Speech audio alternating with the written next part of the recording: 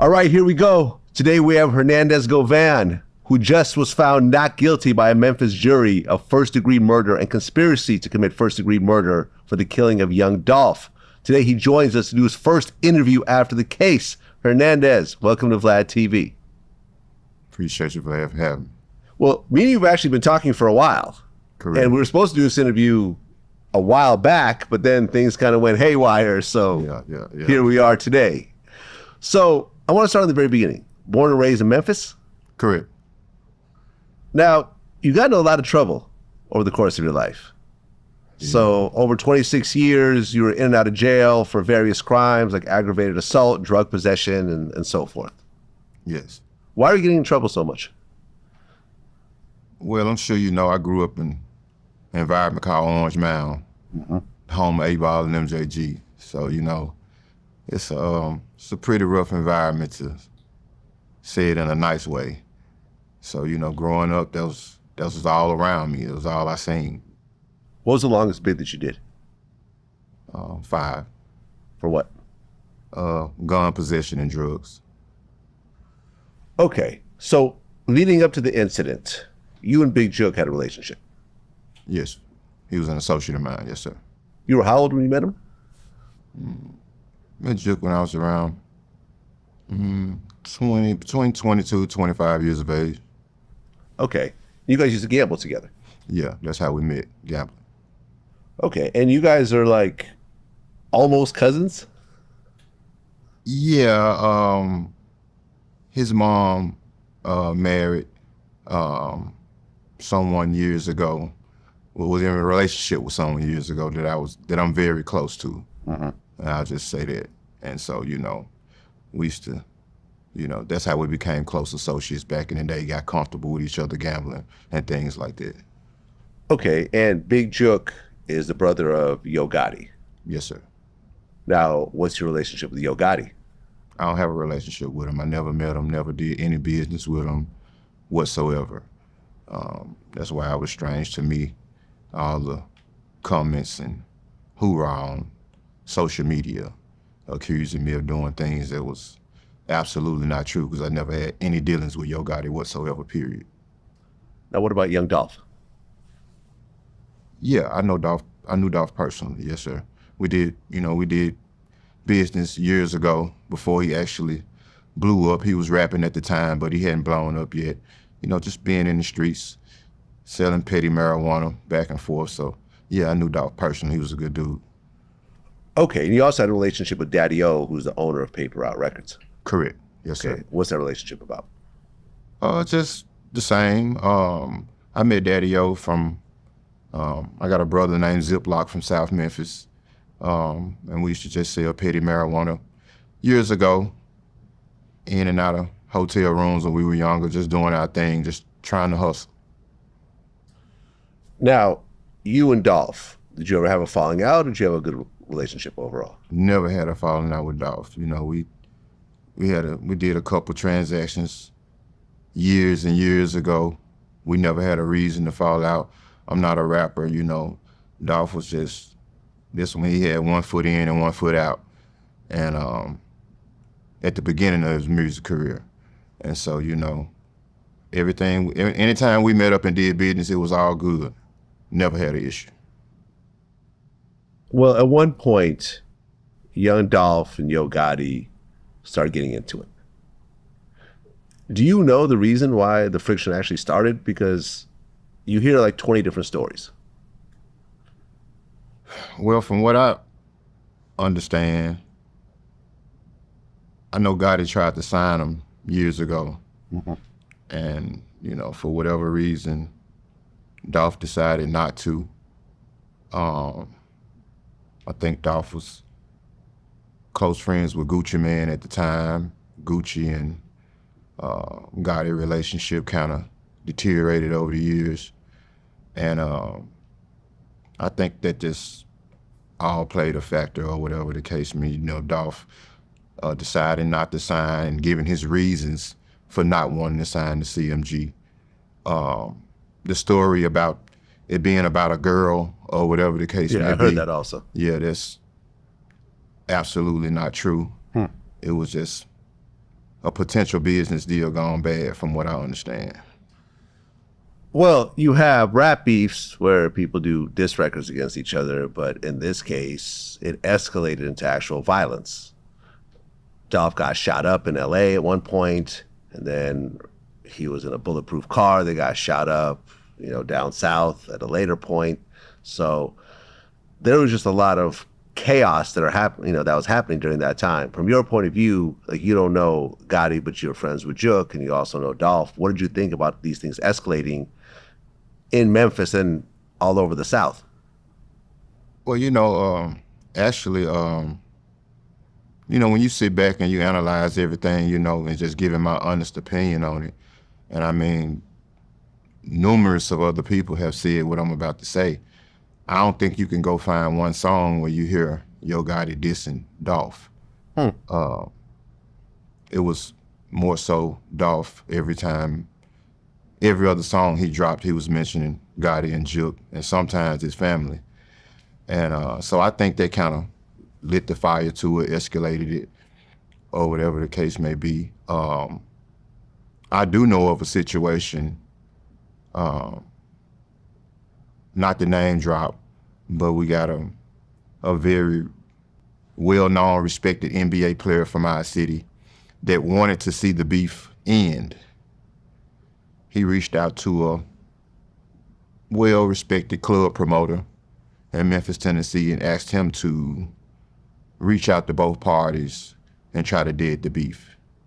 Well, he reached out to Gotti, and Gotti was all for it. He was open to having a conversation with Dolph, possibly meeting up to put an end to it.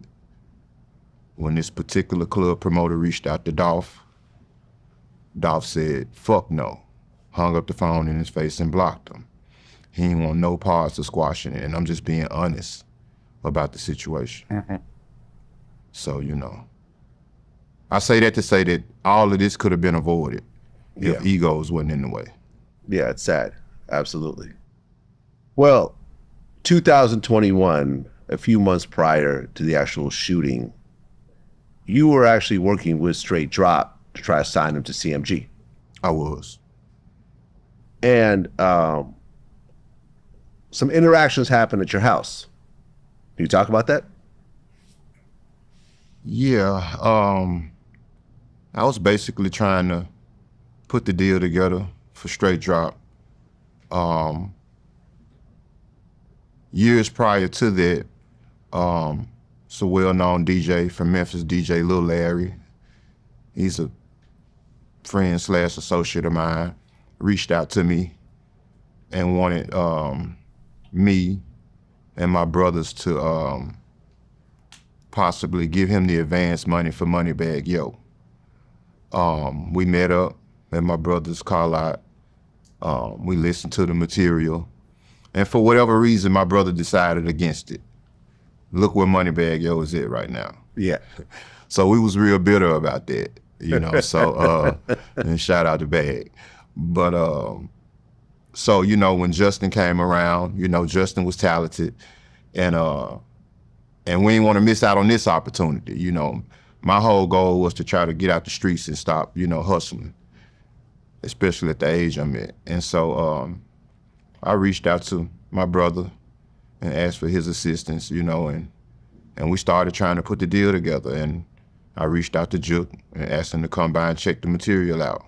And that's how it started. Okay, so Juke is at your house. Is Straight Drop at your house also? Correct. Okay, and you guys are talking about potentially a deal with CMG. Yes. We were basically at my house. Juke was telling us how to promote the music, how to get Justin the type of buzz that was needed to actually sign to the label. Just all music business, just giving us the, the inside and out about how to, move this thing forward as fast as we could. Okay. But then at one point, Cornelius Smith showed up at the house as well. Correct. Yeah, Cornelius Smith. I met Cornelius Smith through an associate of mine named Bobby Carter. When I was released from prison, I bought a house on my grandmother's street in Orange Mound where I grew up, and I met Cornelius through Bobby, and so on this particular night when we were having the music meeting, it was a knock at the door, and I went to the door and it was Cornelius, and I was under the impression that he just wanted some X bills or whatever like he normally did. So I told him to come back later. I was trying to get a deal signed for drop. And he was like, no, it's important. So I stepped outside, and that's when he mentioned to me, he was like, man, they ain't trying to do nothing about Dolph trying to kill Gotti.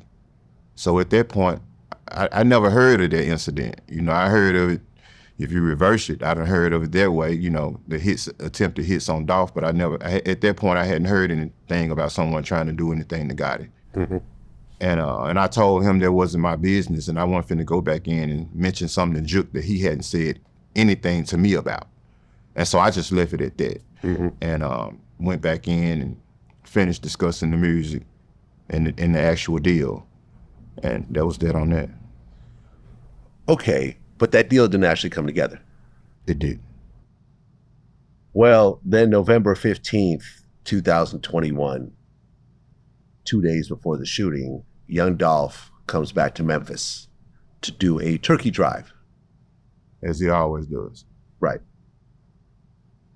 Now, leading up to the shooting, the prosecutor said that you were in communication with Straight Drop, with Cornelius, and Big Juke. Correct. But you guys were already talking about music stuff anyways. Yeah. If any communication that I had with Justin was solely about music, I mean, of course I'm going to have communications with him. I'm trying to get him signed. Yeah. You know, and so, you know, and that's dead on that.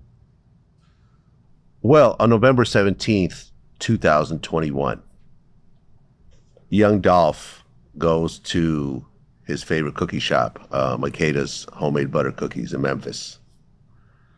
At that point, two men pull up in a white Mercedes and start to shoot at Young Dolph. Young Dolph gets hit and dies after being shot about 20 times. Now, when this happens, you're actually in jail? I wasn't. You were not? No, I've seen the report and heard that story that you're talking about, but no, I was not incarcerated at that time. Okay, so you were out? Yes, I was. Now, Dolph is someone that you know and you had positive interactions with. Correct. Whatever Juke got going on with him is none of your business. No, I'm not a rapper. I'm not CMG. I'm not an associate of CMG or anything like that. You know, that's grown man business. I don't get in other people's business. Okay, so when you heard the news of Dolph getting shot in your city, what did you think? What did I think? I mean, of course, I thought it was bad for the city. But, you know, when I got to hearing stuff and seeing stuff on social media, where it was being said that it could, you know, other potential suspects, you know, so that's what kind of raised my eyebrows up, so to speak. Right, because on January 5th, 2022, Justin Johnson, aka Straight Drop, was listed as one of the suspects. A reward for $15,000 was put up for information. And now this news is out that this artist that you're trying to sign to CMG is a suspect in the Young Dolph murder. Now, you and Straight Drop, how long did you guys know each other?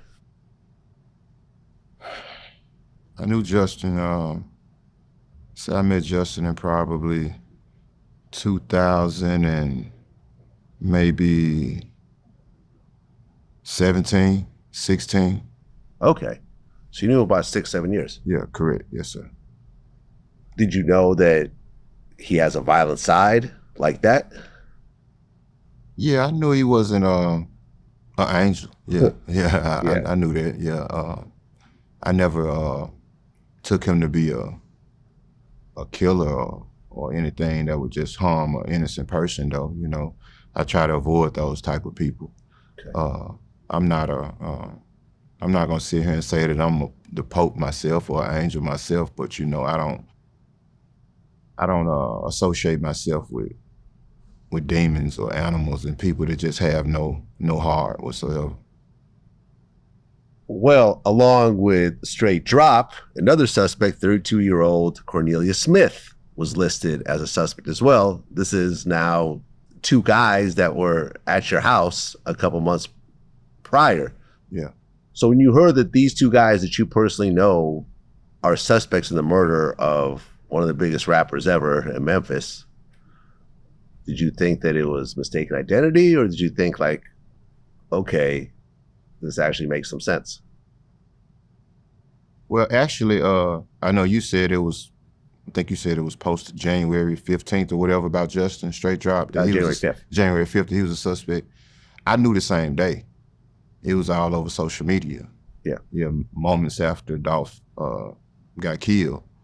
And so, you know, everyone in Memphis, Tennessee knew about the CMG paper route beef. So after I, you know, made the introduction, the music introduction or whatever, I got out the way. I was still doing what I do in the neighborhood, on the street, you know, as far as selling my marijuana and whatever, you know, my sports betting, whatever it is that I do. So I couldn't babysit the music situation. When I made the music introduction, I got out the way and I was still doing what I do. So when I heard that same day that Justin could be a suspect, you know, it was alarming because I knew he was in a space where it could possibly be true, you know, so yeah, it was alarming to me and concerning. Well, there was also a passenger in the car, 27-year-old Shondell Barnett, who was, I guess, driving the car. He also got arrested. Did you know him? He was driving what car? Well, the car that I guess shot up Young Dolph. No, that's not true. Oh, that's not true. It was a different car? The only two people that was in the car, the white Mercedes, was Cornelius and Justin. Shondell Barnett was, I think, a cousin of Justin. He was caught with Justin in Indiana when Justin was on the run. Okay, got it. Yeah. Got it. Right. He got charged with being an after-the-fact accessory. Yes, sir. Never met him, never. He could walk past me right now. I wouldn't know who he was. Well, both Johnson and Smith get arrested. They plead not guilty to first-degree murder. But then on September 2022, your daughter, Lada Cash Desto, gets killed in Houston. Correct. Real name Destiny Govan. Yes, sir. Yes, sir. That was just an absolute tragedy. I mean, as a father myself with a daughter, I can't even imagine that. Yeah. It was rough, you know. I actually seen Crunchy come on your platform and talk about it. Yeah. Shout out to Crunchy. It's an old friend of mine. And but yeah, I'm glad you brought that up because there's a lot of false, I guess, reports out there saying that my daughter was killed because something related to this case. Right. And that's just the furthest thing from the truth. Was, you know, if that was the case, I wouldn't be sitting here. I'll just say that. My daughter was killed over a botched robbery. She was very close friends with Lil Uzi, and Lil Uzi took liking to my daughter music-wise. She was very talented. He spent a great deal of money on jewelry and a lot of other things for her to kind of like, you know, boost her career.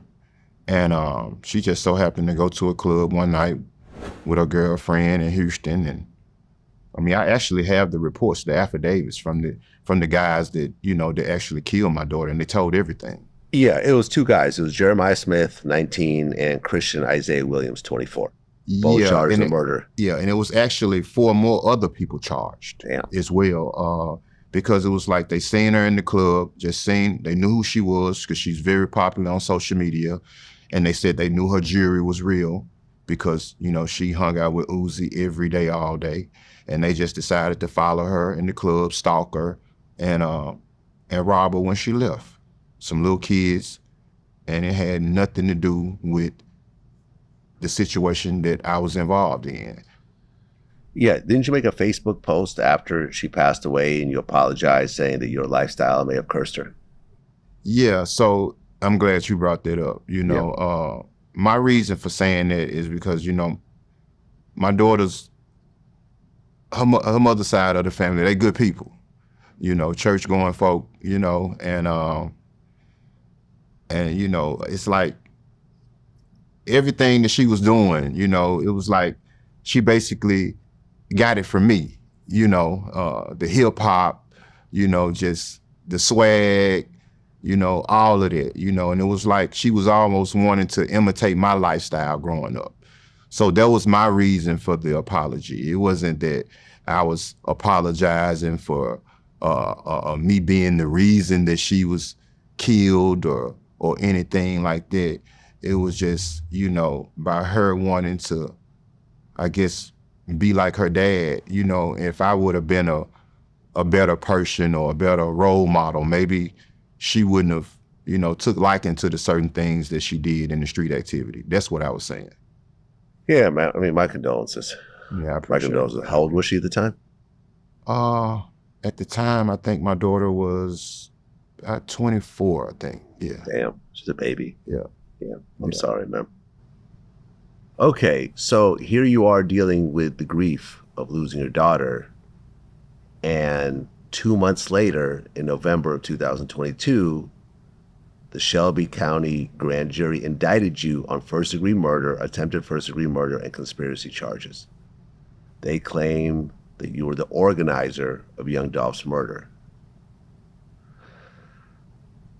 When you heard this, what went through your head? I had to pinch myself. Yeah, I thought it was a dream because I knew that was just not true.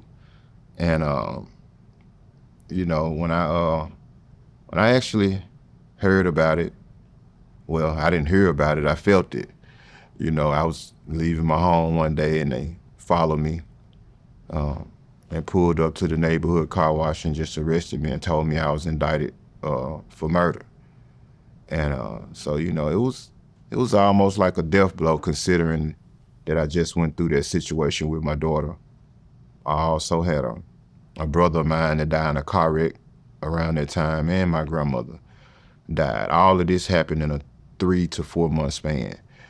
And so I was devastated, to say the least, and then to be taken away from my other kids for something that I didn't do, it was just traumatizing. Well, originally you had a lawyer, I did. but it didn't work out with that particular lawyer. No, it didn't. And and this was an attorney that I've been dealing with since I was old enough to get in trouble. And we were very close, and but this particular situation, it was different, and I started noticing some things that didn't seem right to me. So, it was only so much I could say over the phone in jail because I knew my calls were being monitored. But I was calling home to my family and I was just stressing the fact that I needed another attorney, and not just any attorney. And at first my family was dead set against me because they knew the relationship that I had with this particular attorney. And, so when I started voicing the issues that I was having and finally convinced them that I needed another attorney or whatever, and so we started reaching out. I had 3 attorneys on my list that I wanted to reach out to, and Manny was one of them. Right, Manny Aurora. Manny Aurora, yes, sir. Who is from Atlanta and has represented Lil Durk, Gucci Mane, Pac-Man Jones, and many others. Correct, yes, sir. Well, what everyone started saying when suddenly you had this high-powered attorney was, well, Yo Gotti's probably paying for this attorney. That's not true. Yo Gotti or no one from CMG ever gave me a dime on my attorneys or anything related to this case. You know, actually, Manny came out of pocket himself after all of my resources and stuff were drained, you know, or whatever, because this was a very high profile case. And it took a lot, private investigators, not to mention the first attorney that I paid $25,000 to out of my pocket. And then, you know, fast forward to Manny Aurora. So when I got to Manny, you know, my resources were limited, you know, but he didn't hold that against me. When my resources ran out, he stuck with me. And, you know, we developed a bond, you know, and he could, like, right to this day, he might call me and just, we might be on FaceTime. I might be doing something he don't like. He might get on me, you know, and I just take it for what it is, you know. Okay, so now you have Manny representing you, and the judge actually allows you release on a $90,000 bond for house arrest with GPS monitoring. Correct. How long were you locked up? I was locked up 10 months prior to me making bond. Okay, so now you're out. Yeah. Now, as this is happening in June of 2023, Jamarcus Johnson ends up reaching a plea deal where he pled guilty to 3 counts of accessory after the fact in exchange for his conspiracy to murder was dropped. And Jamarcus was expected to testify against other people in that case. Did he actually take the stand against other people? Yeah, he took the stand against his brother. Against his brother. Straight drop. Straight drop. Yeah, exactly. Okay. So the trial is now starting to, you know, the wheels are getting in motion now. But then in 2024, in January, Big Jook gets killed outside of a restaurant. This was leaving a funeral, right? Yeah, so he had actually left the funeral. It wasn't a restaurant, it was an event center. Okay. And where they were having, you know, like the repast after the funeral, celebrating the life of a relative of theirs. And during the repast, Jook went outside to have a smoke break, and things just went left. Was Jook's mother there when he got killed? Yes, she was there. She wasn't right beside him when he got killed, like people were lying and saying she was. She's still close by. Yeah, she was at the actual repast, so yeah, Sad. Yeah. Now, Jook is someone you had a long relationship with. When you heard about that, what did you think?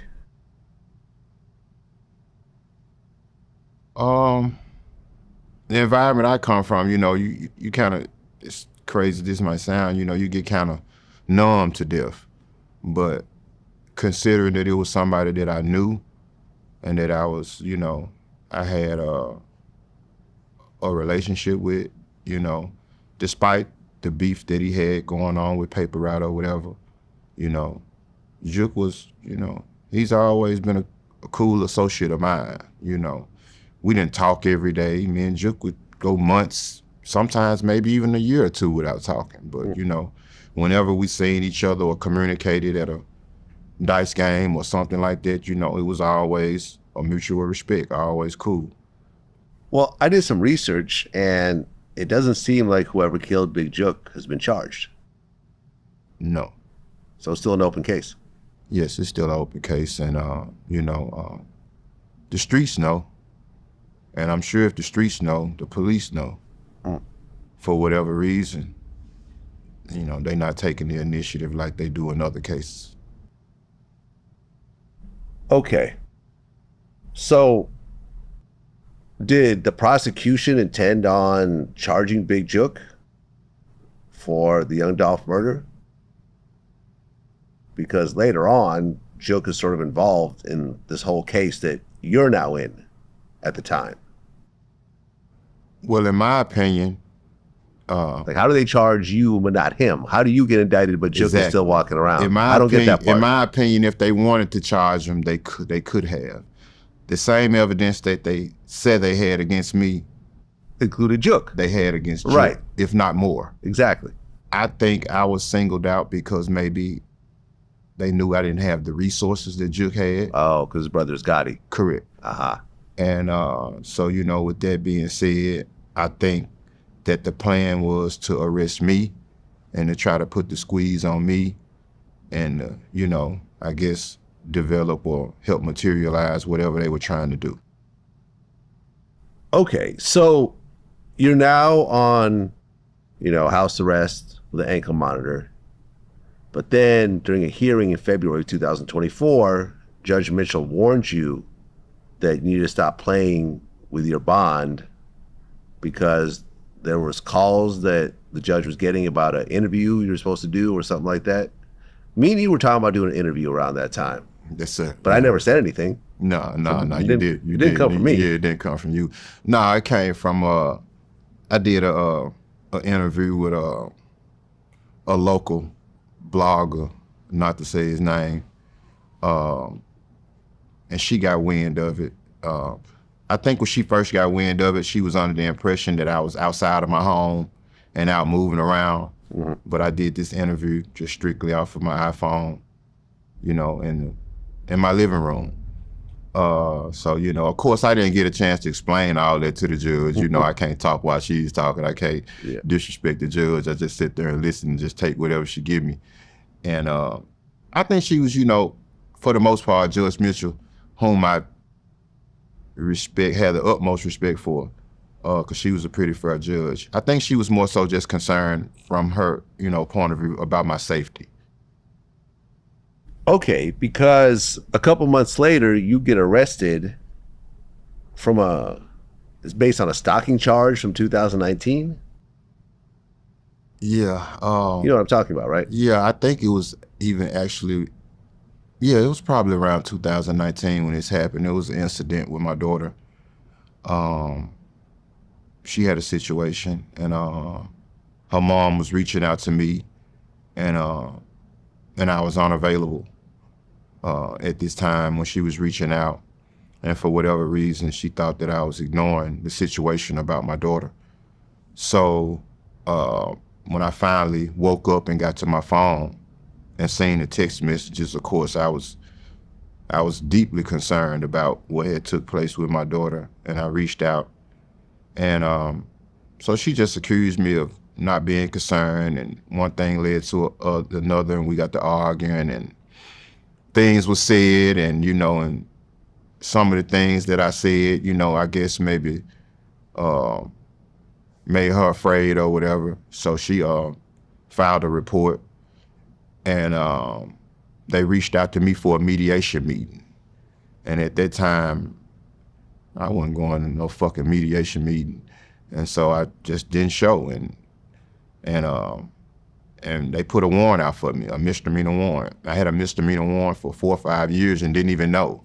Mm. And the reason I didn't know is because at the time when it happened, she was living in Mississippi, which Mississippi, Memphis, 10 minutes away from each other.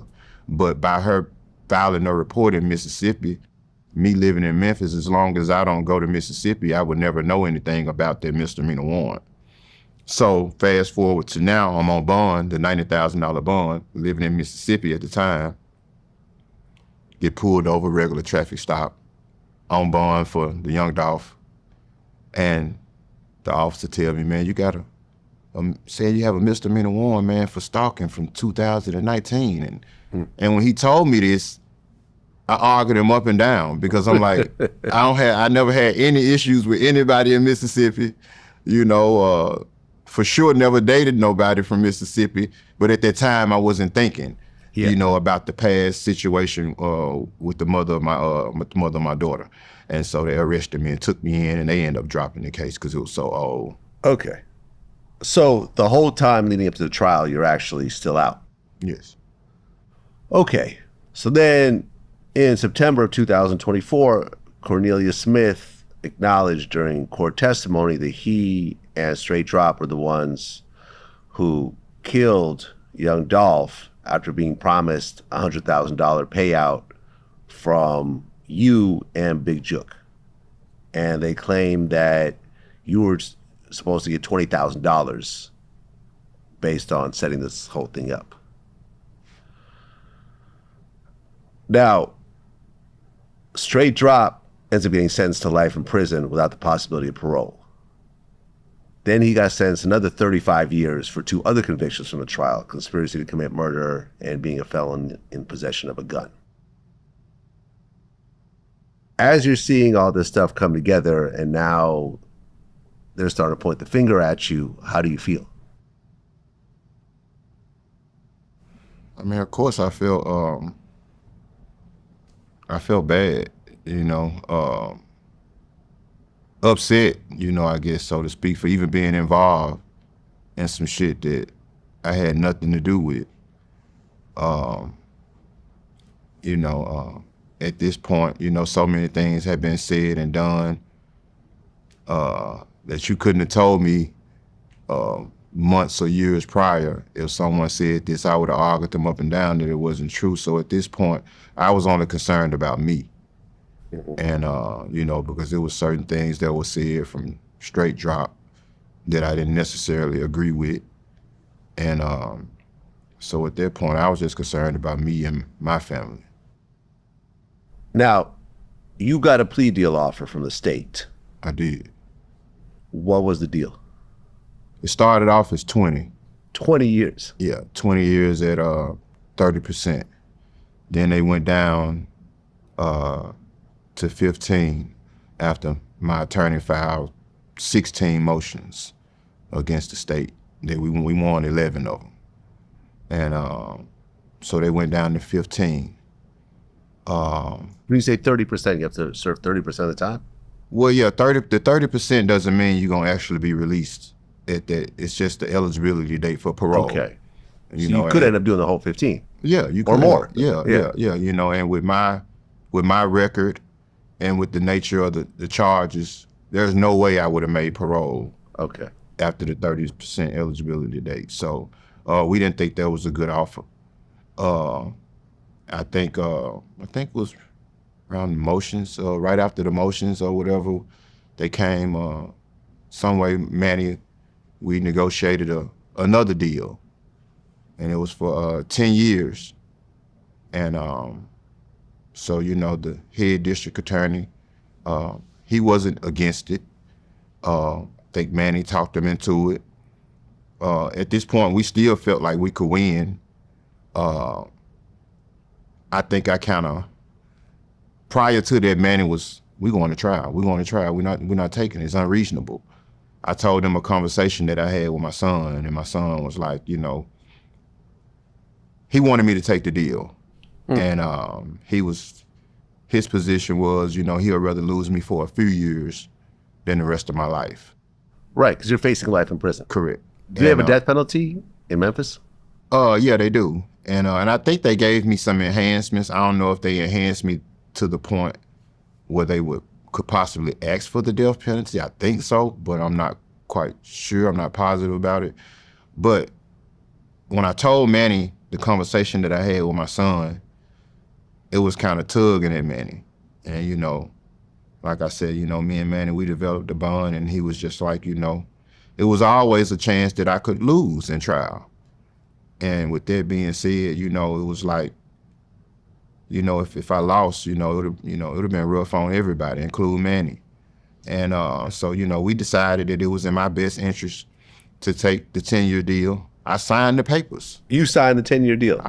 2 weeks ago, maybe not even that long. I signed the deal for 10 years. I had conditioned my mind. I'm like, okay, I made a few phone calls to the few people that care about me and talked to them about it.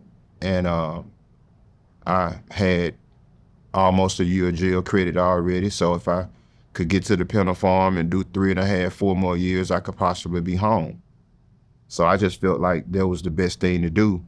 So I signed the deal, and they took the deal, and they went to the family, and the family rejected it and said they didn't, no deal.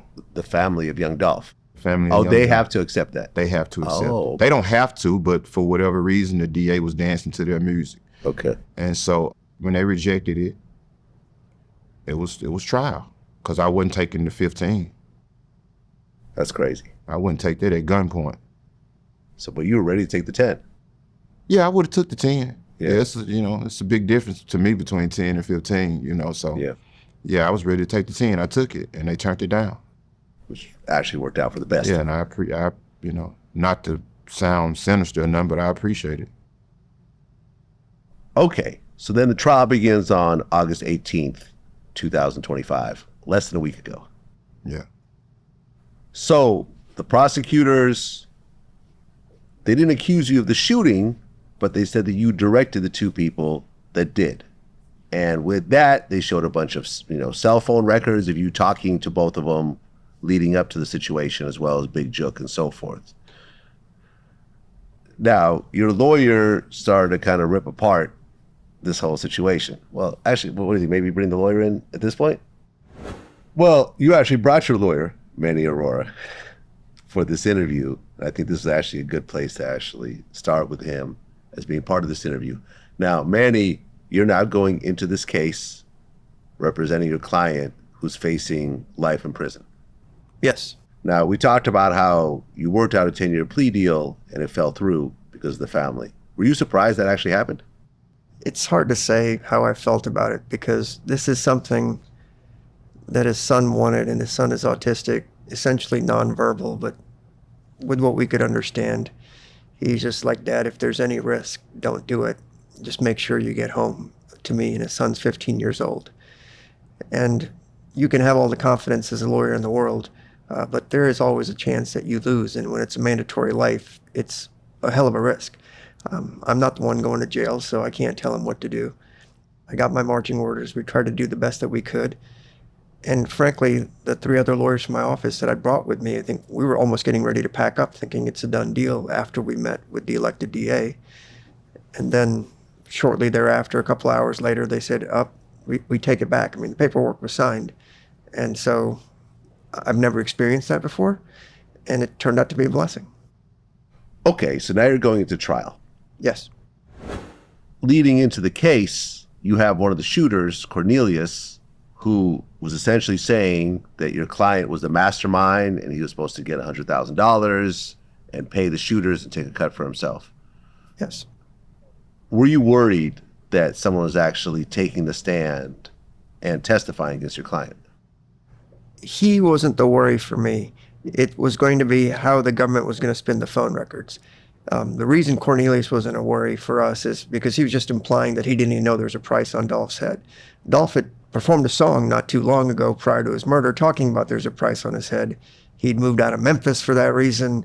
The PRE people had shot at CMG. Dolph, as you learned during trial, actually had been shot 3 times in the past, and there were 3 bullets that were old lodged in his body when they did the autopsy on this case.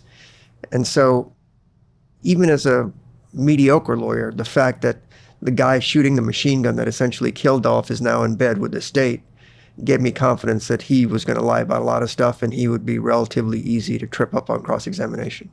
Right, because at the time, Cornelius Smith had been charged with murder and conspiracy to commit murder, but he had actually not pled guilty at the time, right? He hasn't even pled guilty yet. Yet. And there's still no court date for him. No, he was indicted in early January of 2022, and he's still pending a plea date or a trial date. Okay, so from your point of view, here's a guy that's trying to get out of doing life in prison. Absolutely. By pointing the finger at Hernandez. You got to point it at somebody. And I guess he had a deal worked out with Gotti or whatever as it came out in trial that Gotti paid for his legal fees. There was issues with lawyers and how they got the cash and, what happened with it. And it was just a complete mess, and his testimony was all over the place. Well, right, because you kind of touched on this just now. After Cornelius was arrested, his attorney allegedly called Big Jook's attorney and got around $50,000 in cash? Yes. That's how it happened, and then that lawyer got kicked off the case for some reason, and then $38,000 magically appeared to another lawyer who had happened to represent a fellow who had snitched on co-defendants in another murder case in Memphis and gotten a walk. And we ended up finding the letters that Cornelius had written to one of his sisters talking about that how he's going to be coming home, everybody be cool. And that's where we were. The government then said, well, let's call your girlfriend at the time, one of 2 or 3, I guess. And she just repeated what he told her. And even then, she sort of tripped up, as we established that Cornelius, even while in jail, had his family contact her prior to her making a statement. So, yeah, it was just really crazy. And I think one of the reasons why I lashed out at the government, even at trial and then subsequently just after the emotion of the acquittal happened, is I don't know how a lawyer, an elected DA, could let this thing go to trial. I understand the elected DA's never, I don't think, done a case before. He was a law professor prior to becoming a DA. And the 2 lawyers that actually tried the case were very professional, excellent lawyers, but they were put in a no-win situation. And frankly, I felt bad for them, but they treated us as professionally as anything. It's just their boss that I had a problem with. Well, didn't Cornelius take the stand and say that he had heard that Hernandez might be working with the FBI? He said prior to even agreeing to this deal with Hernandez, that Hernandez might be working with the FBI. So my question was, well, why would you agree to commit a conspiracy with a guy that you think might be a snitch? And his response was, well, he'd never snitched on me before, so I didn't know if I believed it. And, there's no response to that. I don't know what question you can do to follow up that one. At that point, you just say, okay. Right, because Cornelius was also the main witness against Straight Drop as well. Yes, well, Straight Drop, in Cornelius's defense, I mean, it was all over video, right? Yeah. They took the videos, they had the tags, they followed the car throughout the streets with the Memphis Police Department cameras. They saw where it went. They were wearing, well, Justin Johnson was wearing a very distinctive hat, a certain outfit. They found all those clothes. So while Cornelius was helpful in his case, the video evidence was just devastating, as well as the cell phone evidence where Justin Johnson and Juk had communicated regularly, including the night before the murder where he sent him a turkey emoji.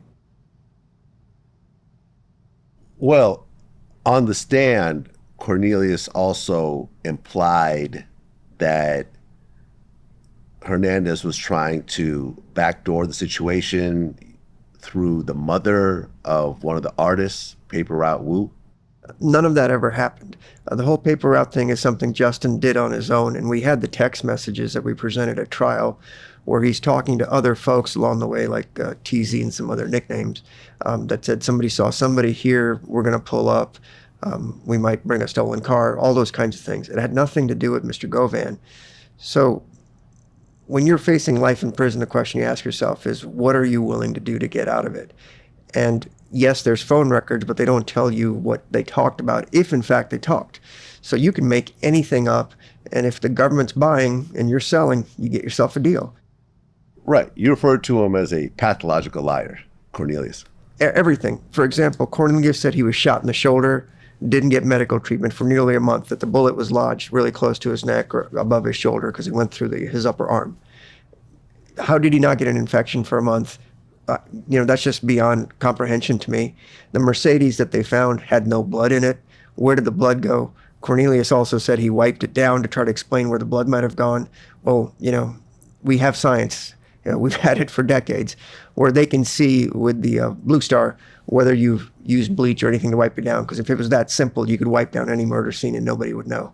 And so there was no bleach. That didn't happen. The stuff with receipts or whatever he said didn't happen.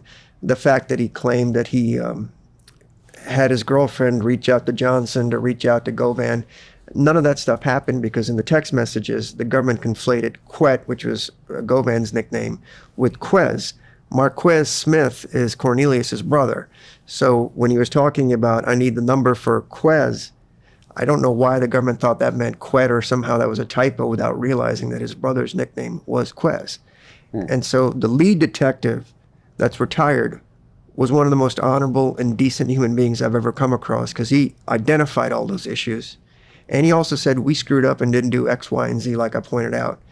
His colleague that's still there came out there, and if anybody, I think, objectively watches the cross-examination, he couldn't answer a yes-no question straight. It was always, well, what we mean to do is this. And then when you corner him, well, that wasn't my area. That was the second part of this.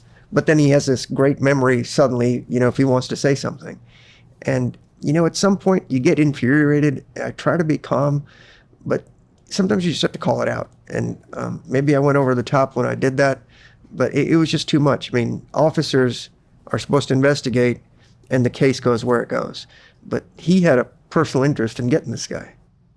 Well, Hernandez, why did you and your lawyer agree for you not to take the stand? Because it wasn't in my best interest. I knew if I did take the stand, they would, just bring up my past, and try to make me look like a villain in front of the jury.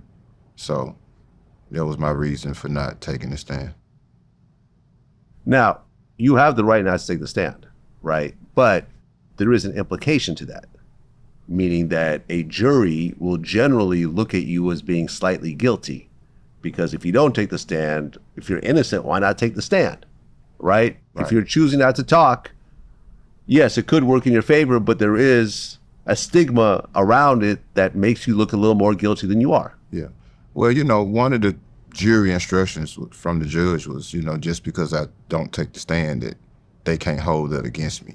So I just relied on that, and if you know the law, you know that if I would have took the stand, they could have brought everything up in my past and made me look like a horrible person in front of the jury. And that was just something that I didn't want to do. Manny, was there at one point a consideration to have him take the stand? Absolutely. But, when you delve deep into it, Cornelius is lying about a lot of stuff, and we sort of pointed out some of the objective lies. Govan was just going to reiterate his position. And again, because there are no text messages between these people, there's not going to be anything that says, I do not agree to kill anybody or set up anything. It was just going to be the same thing again in circles. But you also get character assassination because he's got a gun charge from like 20 years ago, and then a bunch of marijuana and other stuff that he's talked about. We sort of mentioned it to the jury that, yeah, he's the local pill dealer and he does some gambling activity. But that's just what you do in Orange Mound when you hustle. If by some miracle you don't break out of there or get some education, that's just your lot in life. And that's where he ended up. Well, the jury was 5 men, 7 women. Yes. Well, the interesting thing about Memphis is we start with 16 people. Nobody knows who the alternates are. So you have to talk to everybody and everybody has to pay attention. As soon as the parties rest and closing statements are over, the judge randomly draws 4 people and they're the alternates and sort of off, and then you're left with that. So the dynamics could have been a little different because we were really talking to 16 people. That gets narrowed down to 12. Okay. So you do the closing arguments. How did you feel after doing the closing arguments? I felt scared because to me it was so obvious that there's just no way anybody could possibly believe Cornelius. And it was so obvious that the phone records were being manipulated in a certain way. And I think I pointed a lot of that stuff out. But you don't know after nearly a week who's listening or not. Because while the trial officially started on the 18th, it really started 4 days prior because we had multiple days of jury selection. So all that counts. And, I'd seen 1 or 2 of the jurors kind of fall asleep during the trial. So is that good? Is that bad? Who knows? You're just speculating. And so there's always that fear, and if you can't stay positive, that doubt starts creeping into your mind. Did I make a mistake? Did something happen?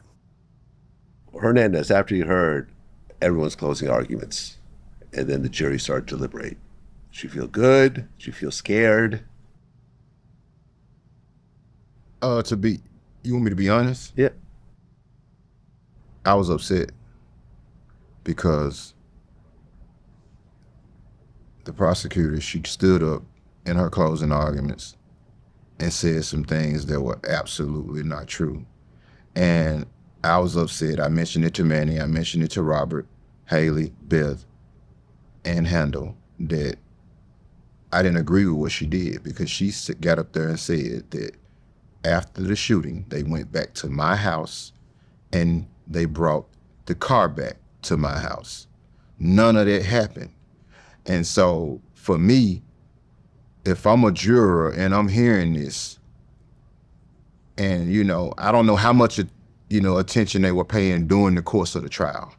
I just know the closing arguments can leave a last impression on a person. And so for her to tell them that they came back to my house and brought the car back to my house, I was deeply upset about it, because this shit never happened. There is no way that I would have let them bring a fucking murder car back to my house. I've been in the streets for a long time, unfortunately. And no one in their right mind that's been in the streets would allow somebody to bring a car back to their house or even across the street from their house. You know, so it was just some of the dumbest shit I ever heard in my life. Well, the jury deliberates, and 3 hours later, they had a decision. For a murder case, that's pretty quick. I don't know if they even made 3 hours, because they did about an hour on the first night because they had to get all the evidence presented when they stepped out. So that takes a while. Then they have to elect a foreman.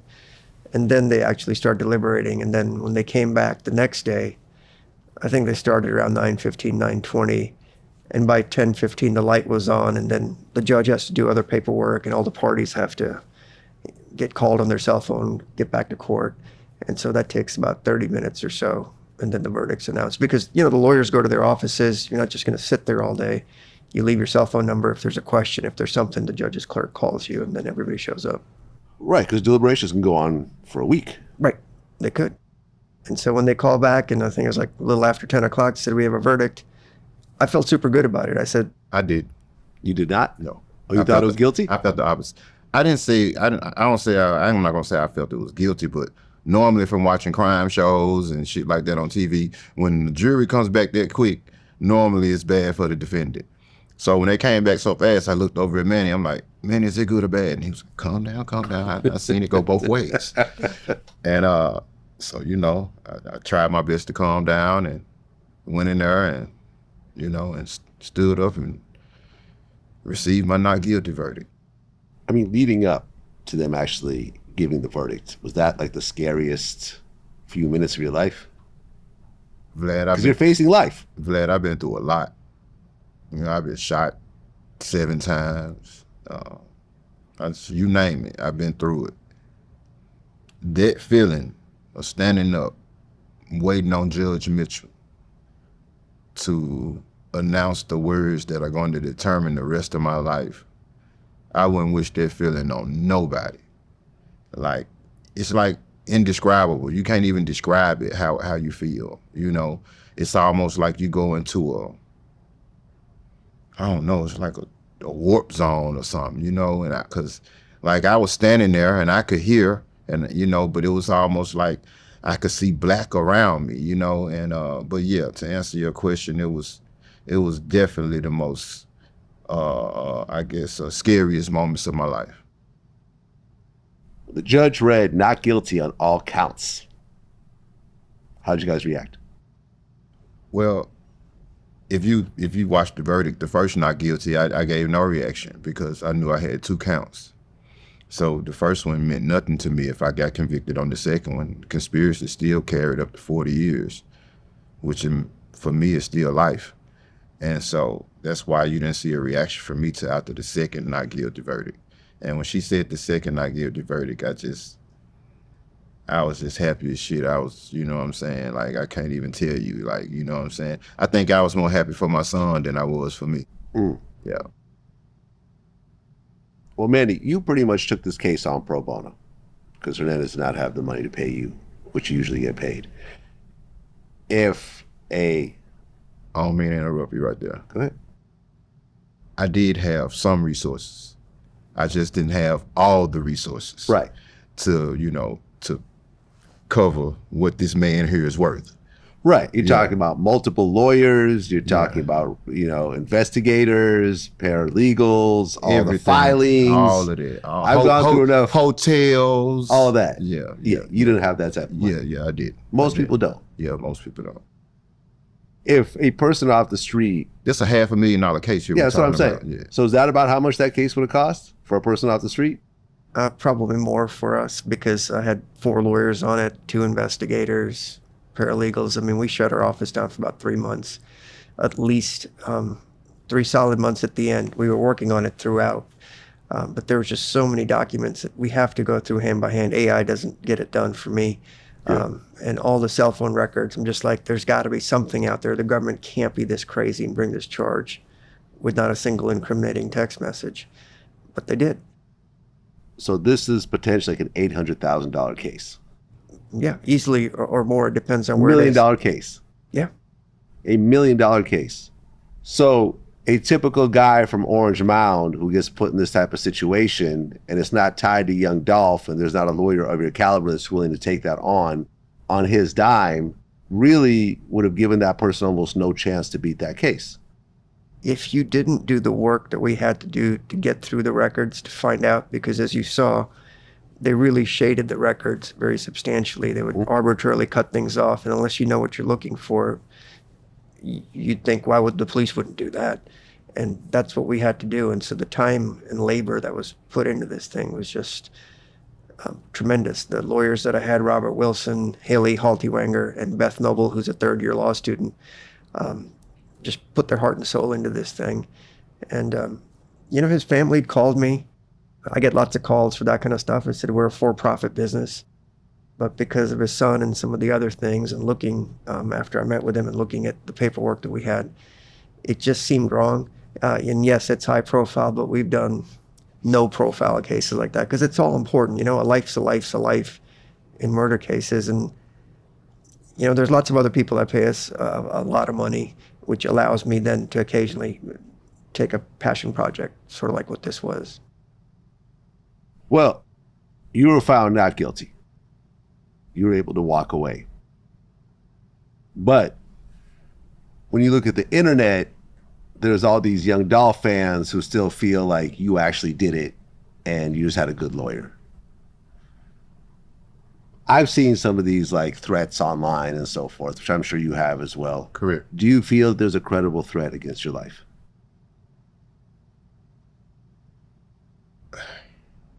Well, I'm going to say, I'm not going to sit up here and be naive and say that I could drop my low and everything going to be peaches and cream,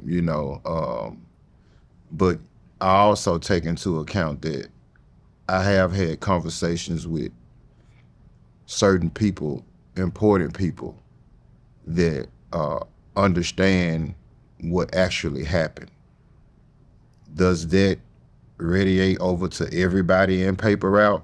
I'm sure no, hell no, but the people that I feel like that's important, I think they know what happened, and they know me as a person, and they know everybody's seen it, that Cornelius Smith was just sitting up there just lying, saying shit that with no factual basis, just trying to get himself out of a jam. So to answer your question, I mean, I'm sure, you got some people out there that would love to see me harmed or hurt, or you might even have a few out there that might feel like they tough enough to do it themselves or whatever,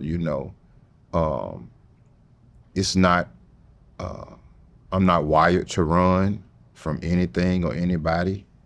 I'm not saying that in a cocky way. Just how I was raised. My grandfather always said, and I think your buddy Terrence Gangster Williams says it all the time, you start a fire, I put it out. And so, with that being said, I'm not looking for any trouble or whatever. I hope everybody could, just get past it and accept the not guilty verdict. I know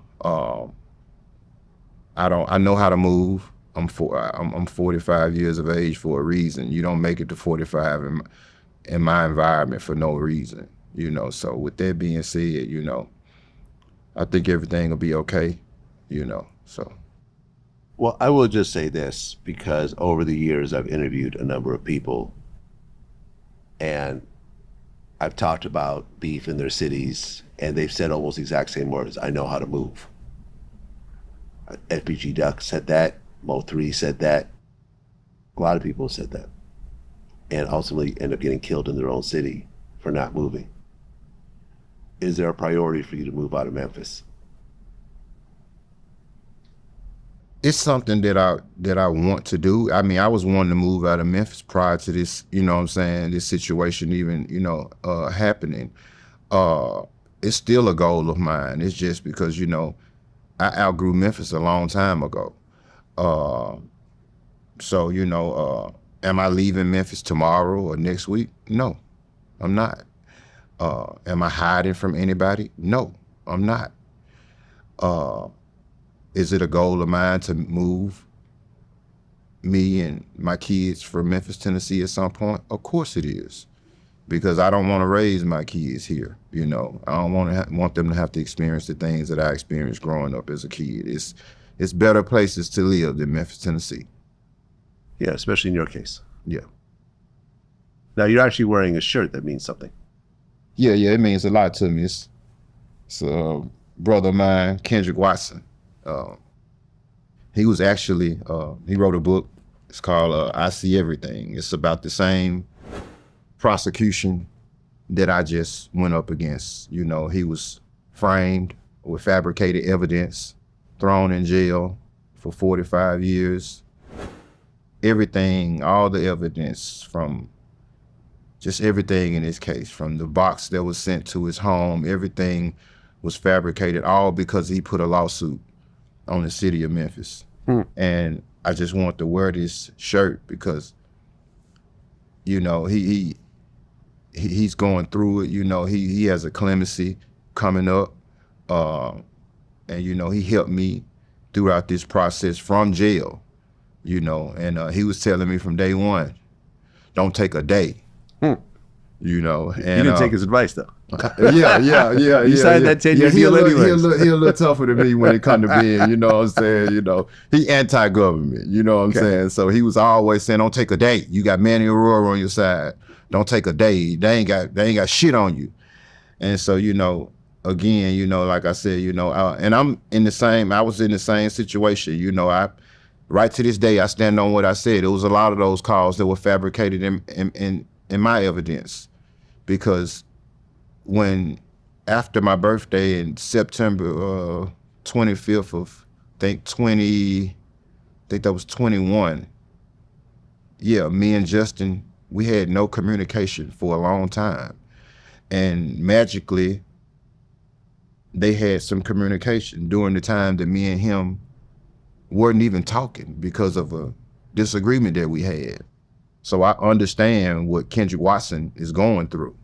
And I haven't filed a lawsuit on the city yet, but he did, and those were the consequences that he suffered, and they threw him in jail on a lot of fabricated evidence.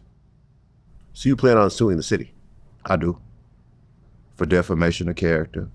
Are you representing him for that lawsuit? I've told him just let it be. There's too many immunities. You're just going to cause more grief towards yourself. Everybody's still angry. This just happened 3 days ago. You know, with regards to like some of the evidence, if you look at the phone calls logs, you'll see the phone calls were made. The problem is when you cut off the column that talks about the duration, when you talk to the jury and the duration says 0, you know, it's very misleading to say that. So as I had argued at trial, for a couple of weeks before the shooting, he hadn't communicated with the other folks. Calls had been made, but there's codes that say if they went to voicemail or not. And so it was just, it really was beneath the whole process. You know, most people say a criminal justice system needs reform because too many people are running the streets and doing all that. I just hope maybe for once people see that there's an underbelly. There was a lot of the stuff in the opposite way that happens, and nobody wants crime. I don't want to be victimized. I've had my house burglarized. I've had some family members with gun violence, victimization and stuff like that. That's not what we're here for. I wish I didn't have a job and the government did their job and presented everything. But that's just never going to happen because our business, it's about wins and losses, almost like a football game versus, you know, justice. And so when they say, like Oliver Wendell Holmes used to say, this is a court of law, not a court of justice, that's for a higher power to deal with. And so thankfully the laws in this case were followed by the jury and they came back relatively quickly. I mean, I guess the sad part about all this is that everyone kind of knew each other, because there's actually a photo of Young Dolph performing on stage with Straight Drop right behind him. The biggest tragedy to me, Vlad, is the people that are still spewing this hate and the threats out there. I just kind of wish they would watch the whole trial instead of just watching snippets from different bloggers, feeding them as to what they want to hear. The anger should be towards the state. They're the ones that put all these press releases out there, used words like mastermind to get the public whipped up into something, and that's caused all this. If people would actually take the time to see what's happened, their disappointment should be towards the prosecution and their elected official, and not Mr. Govan. He didn't need a super lawyer to do it. He just needed somebody to do the work. Am I a great lawyer? No. I just put in the effort. I don't have the panache. You've never heard of me before. I try to keep a low profile. But if you put in the work, you can see what really is going on. And that's the goal. So when people put in the hate, I wish we could all just respond and say, watch everything. And why do you think this way? It's because the government does those press releases with the 37 sheriffs and other people in suits behind them, saying all these things. And that's why our system's broken. Like most countries overseas, you don't talk about cases. You read the indictment, you say he's presumed innocent, you walk away, gag order, nothing else. But we don't do that here. And this part of the reason, well, the main reason I'm filing a lawsuit. It's the defamation of character. I've been labeled a mastermind. My family can't even go places comfortably. I was held in jail for 10 months on this case with no bond, not even a bond hearing. So yes, there will be a lawsuit filed. Well, Hernandez Govan and Manny Aurora, I appreciate you guys coming in to do the first interview after winning. Hernandez, me and you've been talking. Yeah. And I remember when I had that conversation with you and you spoke kind of roughly about the case, I felt like I was talking to an innocent man. You were. There wasn't, you were telling me like, listen, this is about to get dismissed and, I'm about to be able to do this interview and yeah, there's really no evidence here and so forth. And it sounded very sincere. It didn't sound like somebody who was trying to kind of dance around the topic. The fact that you were even talking to me meant that you were very, very confident. Correct. Because I guess they were supposed to drop the case, and they didn't? Well, no, what it is, we filed a lot of motions. And one of the motions was for dismissal. Uh-huh. Yeah, and It didn't get dismissed, though. It didn't, She took it in consideration, but she didn't, But I'm thankful to have the judge that we had, because had I had the judge prior, I probably wouldn't be sitting here talking to you right now. Yeah. Yeah, I was blessed to have a fair and unbiased judge. She didn't do any favors for me, and she didn't do any favors for the state. She refereed it fairly, and that's all we could ask for. Well, look, man, congratulations. You just got your life back. I appreciate it. Super happy for you. And Manny, congratulations on, a home run. This could have gone a lot of different ways. Like I tell people, you try to characterize it as wins and losses. In a trial, everybody loses. True. And yeah, that's why I think, if lawyers actually use their intellect in the proper way, when a case can be won or lost. And I just think we should be able to settle it as adults, but we just don't, because it's all fighting now. Well, look, man, congratulations. Super happy for you. My advice, just stay out the way, man. If you're still in Memphis, just keep a low profile, work on trying to go somewhere else, and just stay safe, man. I do not want to hear a news clip about something happening to you. Yeah, I told him to save his money. Young Dolph fan or someone, who just doesn't accept the reality of this court case and so forth. I do not want to see this. I do not want to see this. If it's left up to me, Vlad, you won't. What's that? If it's left up to me, you won't be reading that clip. Right, but it's not always left up to you. Yeah. And my hope is he saves his money and he can move out. And, we say, you just got to leave. It's just not that easy when you don't have a job. I get money, it. I get it. But, there's nothing more valuable than your life. Correct. Yes, sir. Nothing. Yes, sir. Nothing. That's why I went broke on this case. Yeah. And had to let my attorney friend here take up the rest of the side. That's what it is. Wish you both the best. Until next time. Thank you. Appreciate it.